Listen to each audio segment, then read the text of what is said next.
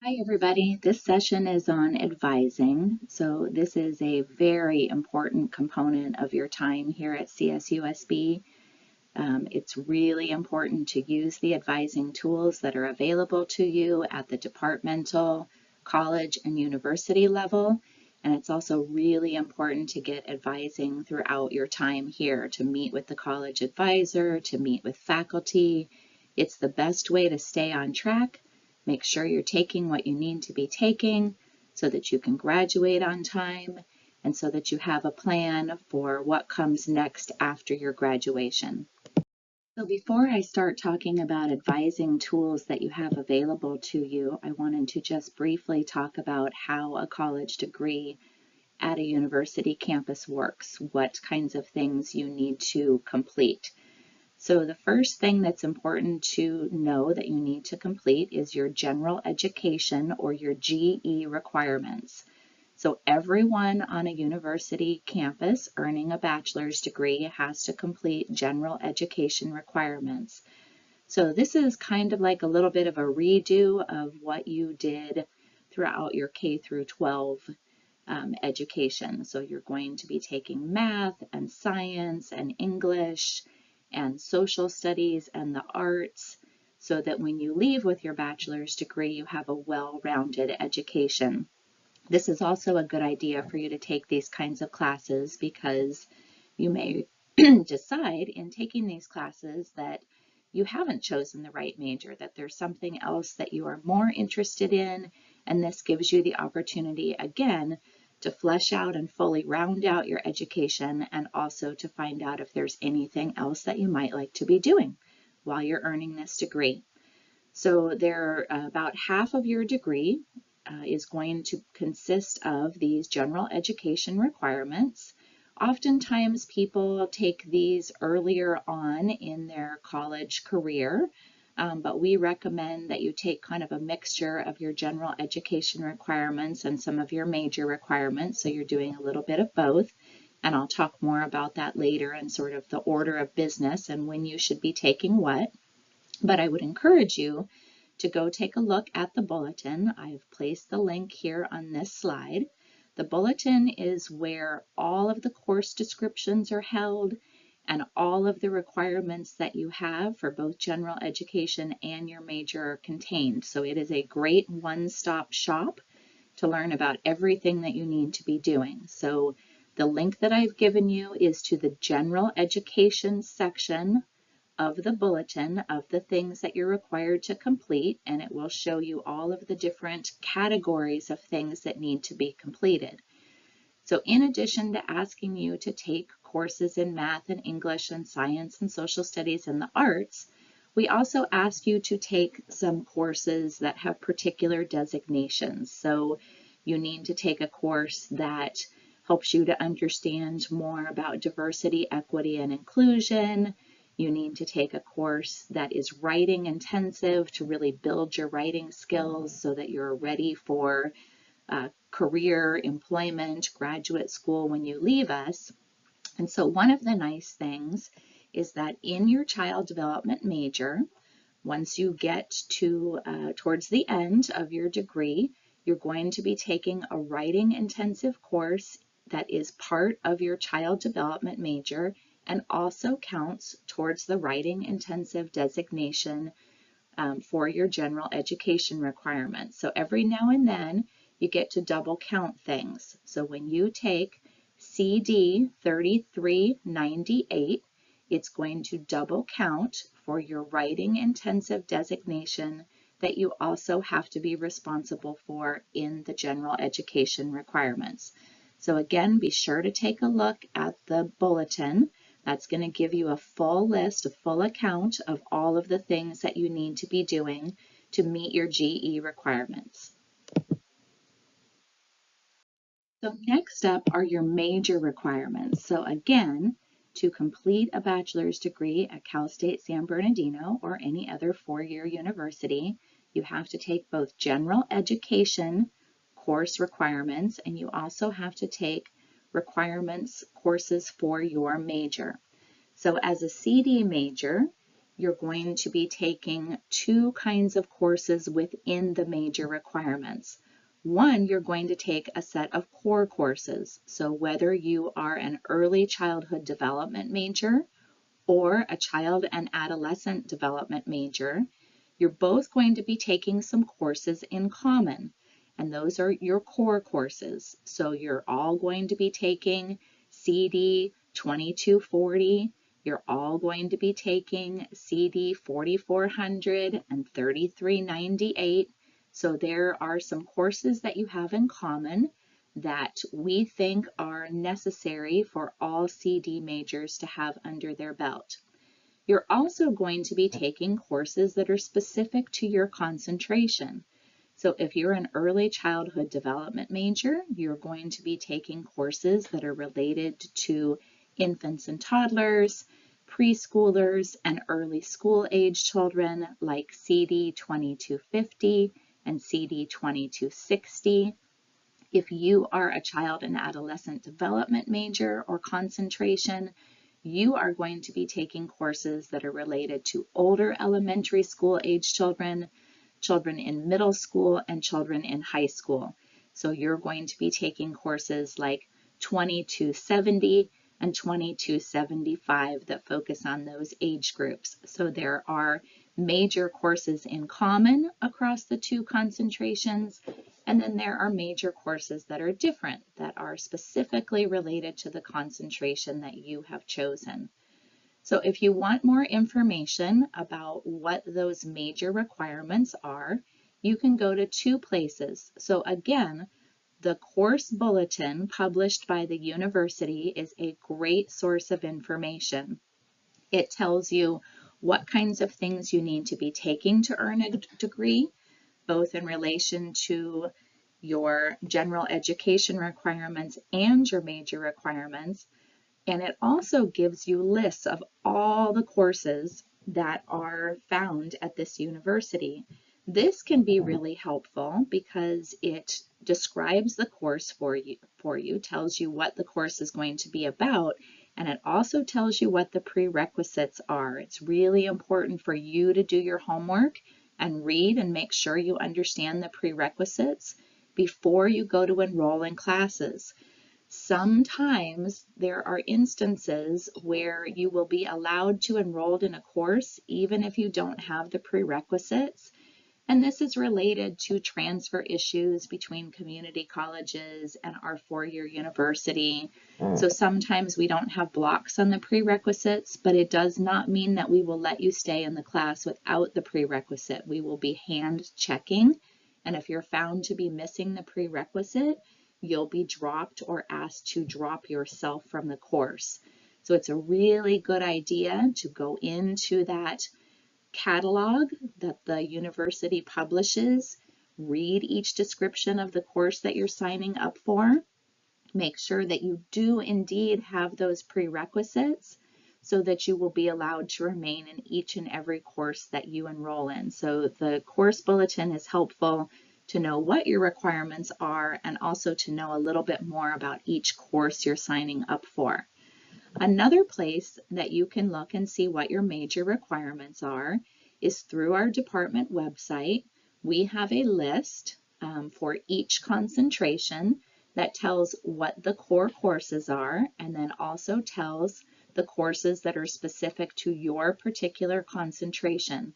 Now, these lists do not include that information about what each course is about and what the prerequisites are. So it is a quicker version. It's good for just seeing what courses you need to take to complete your major and your concentration, but isn't going to help you with that descriptive part and what prerequisites are required. A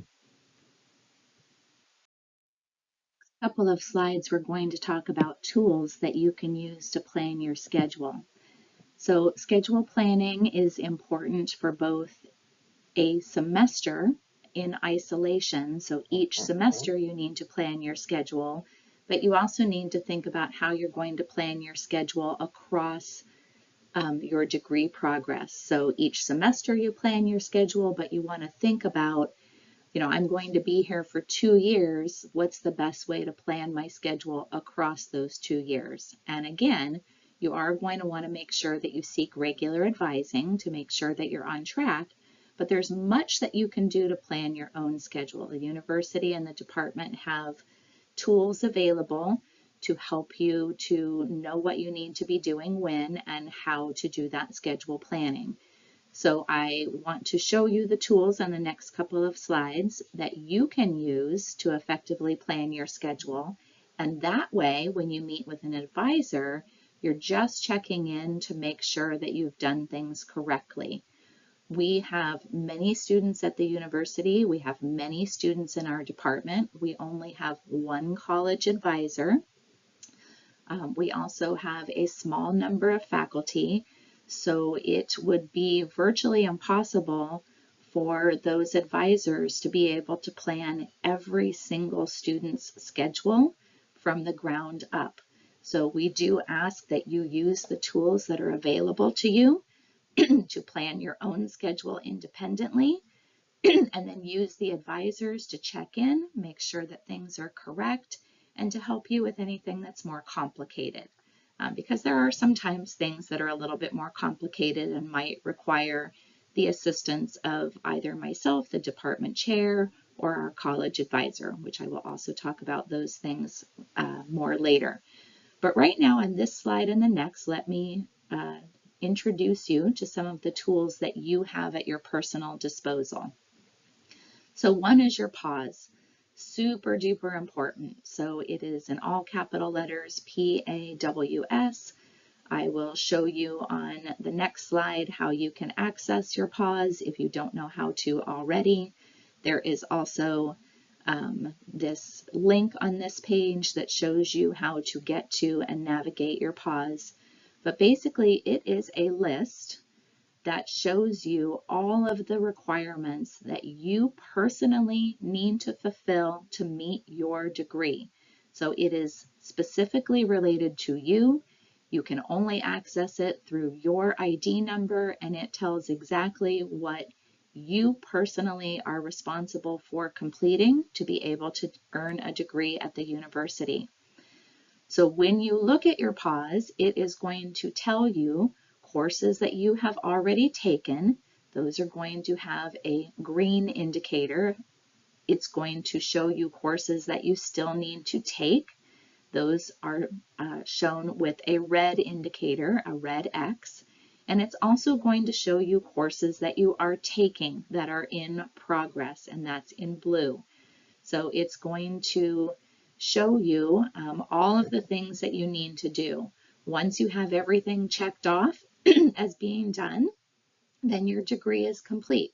So fairly easy to use. I don't think that students use it as often as they probably should to make sure that they're staying on track, but a very good, helpful tool. Now, I will say one thing. When you start as a child development major, you start as a pre-major.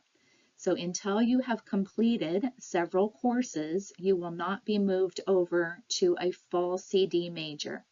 So when you first come in, it will say that you are a pre-CD major and you need to complete Introduction to Child Development, a math course, an English course, and your stats course. Once you have completed those with certain grades, so you have to have a C or better in all of these courses, you'll be automatically moved over to being a full CD major. Now, your pause is a little complicated to read when you are still a pre-major because it only shows you general education and those pre-major requirements. It doesn't show you everything needed for the child development degree because you aren't a full child development major yet. Once you are a full child development major, your pause will show everything that you need to complete. So it is a little tricky to read the pause when you're still a pre-major. But what you can do is you can run a what if. So when you get into your pause, there's an option to run a what if. So that is the fourth bullet on this slide talking about that. When you run the what if, it's going to show you everything that would be needed if you were a full CD major. So that is a trick that you can use until you've completed those pre-major courses. The other thing that it's important to know is that when you run the what if, or when you're looking at your fall pause, it is defaulting towards the catalog year that you came in with.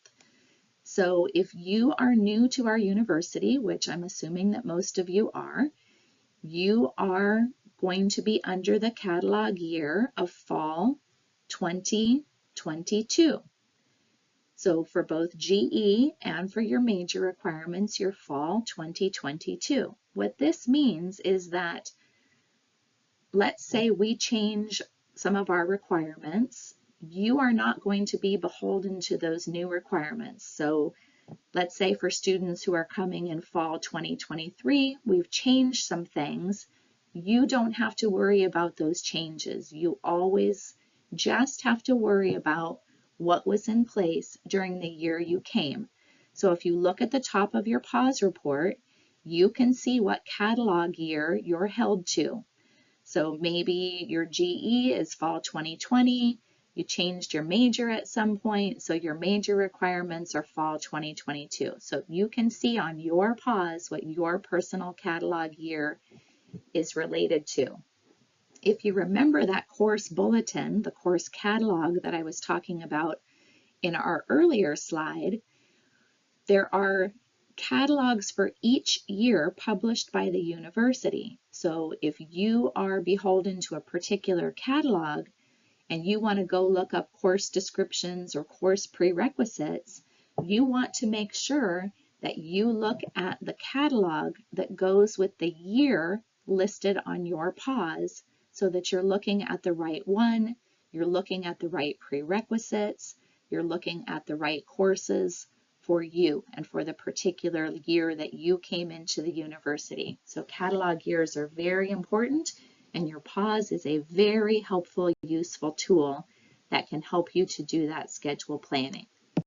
There are a couple of other tools that you have available to you when planning your schedule. So one is called MyCap.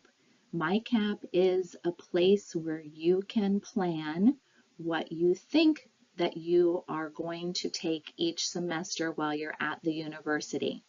This doesn't mean that this will be exactly what you're going to take.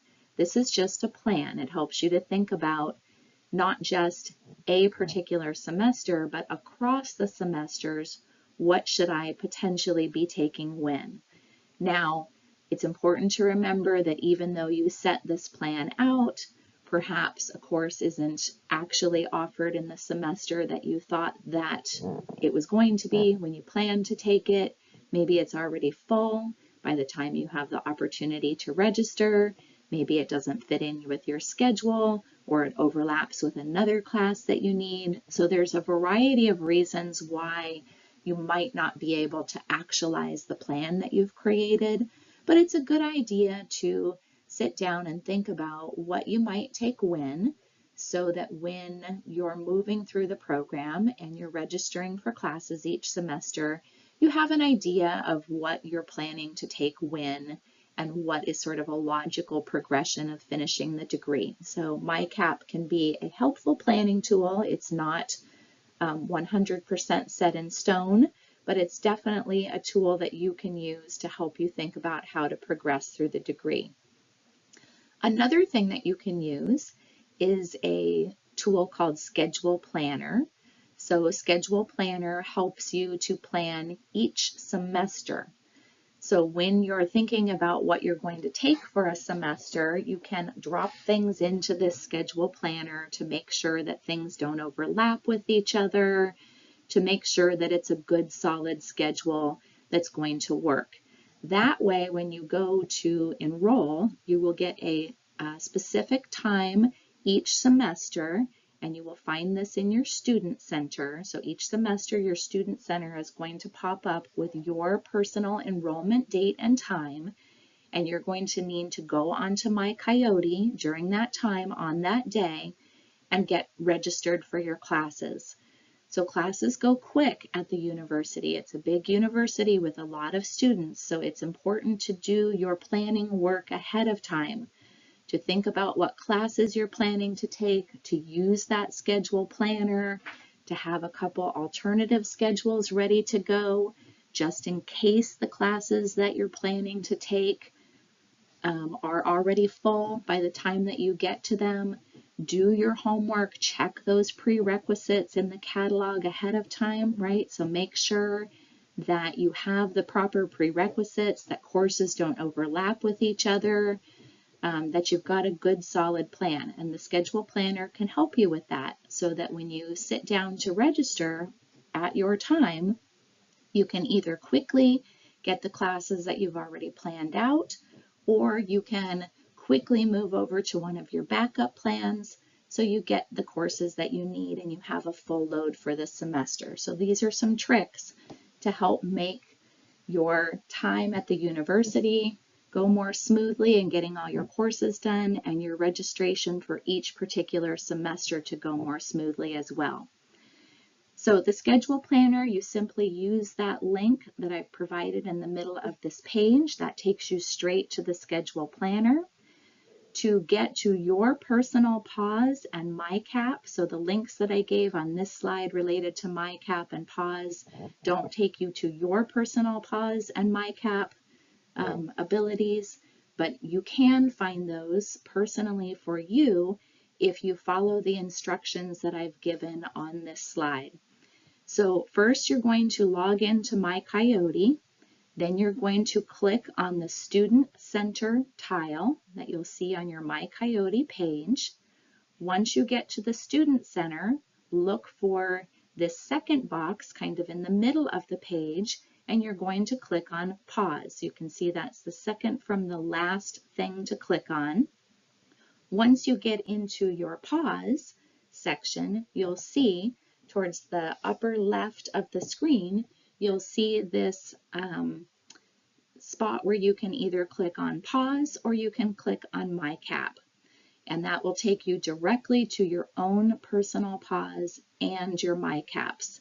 Now the roadmaps, we're going to talk about those more in a minute, but that link will take you to all the roadmaps for the whole university, and I'll talk about that more on the next slides. But that's how you get to your personal pause and your personal MyCap. In addition to the tools mentioned on the previous slides that the university provides to you, so your pause, your MyCap, the schedule planner, the department itself, so the Department of Child Development, has also developed some tools that can be helpful to you when planning out your courses each semester and planning your courses across your time at the university, so helping you to complete those degree requirements. So some of the things that we have available through our department, one is called roadmaps. So I mentioned roadmaps on the previous slide. So if you go into Pause and MyCap, you can click on that roadmaps link and you can get to the roadmaps for our department. You can also go directly to our website and get the roadmaps for our department as well. So we have roadmaps for first-time freshmen. We have roadmaps for transfer students, folks coming from other institutions to complete their degrees at Cal State San Bernardino. We also have roadmaps for folks doing the early childhood development concentration and roadmaps for folks doing the child and adolescent development concentration. So no matter what thing you're doing, if you're doing a full 4 years here, if you're doing 2 years here, what concentration you're doing, there's a roadmap for you. So the roadmaps are a potential 4-year or 2-year plan. It tells you what courses you probably should be taking when. So it combines both your general education requirements and your major requirements and gives you a potential plan. Here's what to take your first semester. Here's what to take your second semester. Here's what to take your third semester. So typically, what you should do is use those roadmaps to complete your MyCap. So we've already given you a suggestion of what you should be taking when. So you just have to take that roadmap and you have to drop it into your particular MyCap plan. Now, I do want to remind you that these are plans. So the roadmap is a potential plan. The MyCap that you create is a potential plan. I can't promise that every course is always going to be offered in the semester that we have originally planned for it to be offered. Perhaps we don't have an instructor who's able to do that course that semester. Perhaps not enough students sign up and we end up having to cancel a course. Perhaps by the time you get to your registration date, a course is already closed. So these are plans, these are suggestions for what you should be taking when, but sometimes you have to restructure, you have to reorganize, or maybe your work schedule prohibits you from taking a particular course in a particular semester, and you decide that you would prefer to take it a different semester rather than readjusting your work schedule right now. So again, a roadmap, the MyCap plans, not set in stone, so you have to be flexible, but it's a good place to start. It's a good place to help you think about what you need to take when.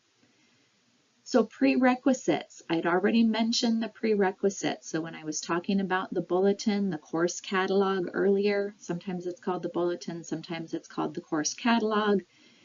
You're going to want to go there and check. One, it gives you a description of the courses that you're going to be taking so that you kind of know what you're coming into, but it also, more importantly, gives you those prerequisites. At the end of the day, it is your job to make sure that you have the correct prerequisites. I've explained that there are a variety of reasons at the back end for us where we may not have the prerequisite automatically knock you out of a course.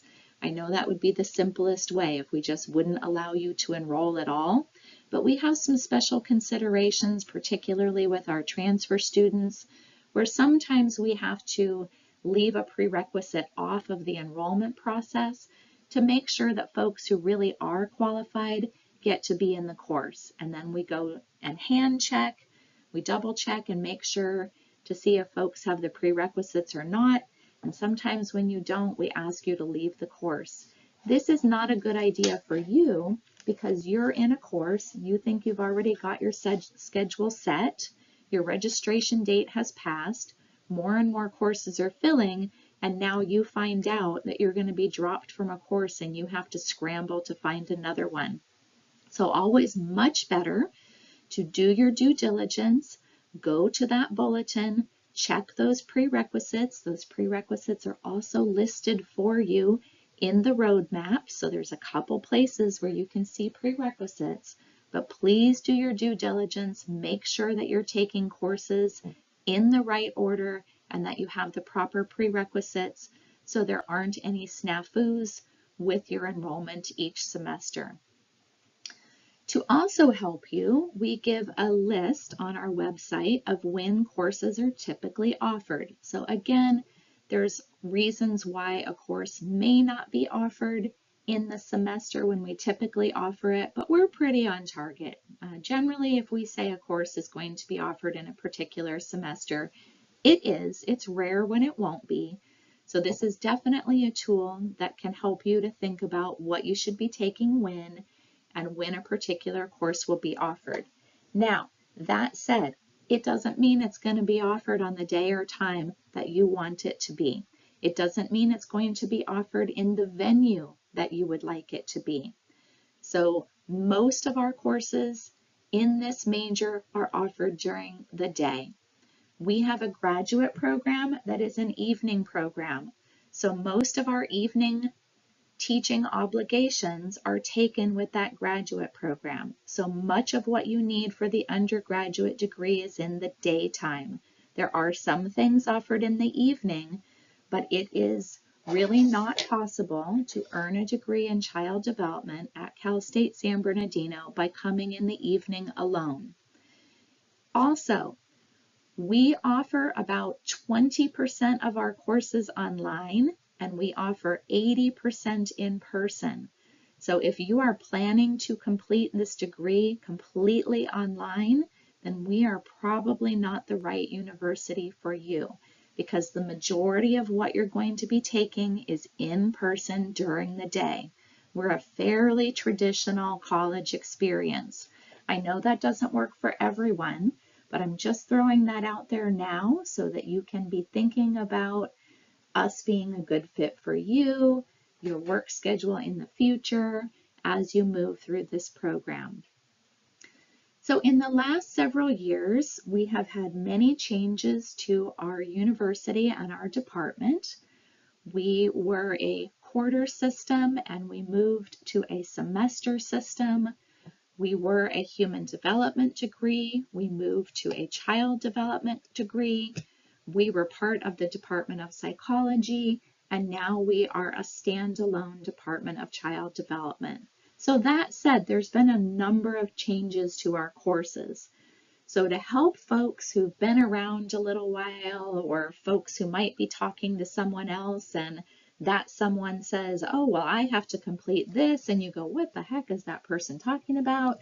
That's not on my pause report. That's not on my list of things that I need to complete. You can take a look at our list of former and current course numbers and see what that is all about. So chances are that's not something that you're really going to need to pay a whole lot of attention to, but if you do, it's there for you. Also, as part of both the early childhood development degrees and the child and adolescent development degrees or concentrations, there are observation, lab, and internship courses that you need to complete as part of your degree. So please, please take a look at the link that I provided at the bottom of this list. So the observation, lab, and internship courses link. It will explain to you exactly which courses you need to take for your particular concentration and what order you need to take them in. So we are always fairly strict about prerequisites, and we are very strict about prerequisites when it comes to these courses.